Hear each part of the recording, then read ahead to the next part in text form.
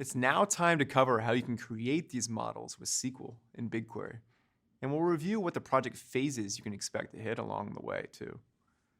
If you've worked with ML models before, you know that building and training them can be very, very time intensive. For a common data scientist, you must first export small amounts of data from your data store into your IPython notebook and into data handling frameworks like Pandas for Python. And if you're building a custom model, you first need to transform and pre-process all that data and perform all that feature engineering before you can even feed the model data in. Then, finally, after you've built your model in, say, TensorFlow or another similar library, then you train it locally on your laptop or on a VM. Doing that with a small model then requires you to go back and create more new data features and improve performance. And you repeat and repeat and repeat. And it's hard, so you stop after a few iterations. Also, I mentioned IPython notebooks in Python. In the past, if you weren't familiar with these technologies, ML was left to the data scientists of your team and out of your reach. But now you can do ML on your structured data sets inside of BigQuery using SQL in just a few minutes. Take a look at how you can perform ML in BigQuery with just a few steps. Step 1, you create the model with just a SQL statement. Here, we'll use a bike share dataset. Step number 2, write a SQL prediction query and invoke ml.predict. Step number 3, profit. That's it. You've got a model, and then you can view the results. Well, in reality, there are more than 3 steps. Like, you have to evaluate the model, right? But the main point is that if you know basic SQL, you can now do machine learning, which is pretty cool. BigQuery ML was designed with simplicity in mind.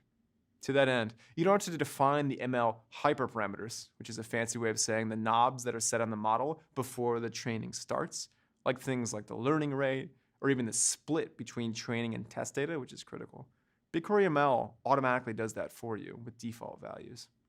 In addition, with the model options, if you wanted to, you could also set yourself those regularization or different strategies for splitting or testing the data and manually setting the learning rate and other different parameters, hyperparameters. So, what do you get out of the box? First, BigQuery ML runs on standard SQL. It's inside of BigQuery.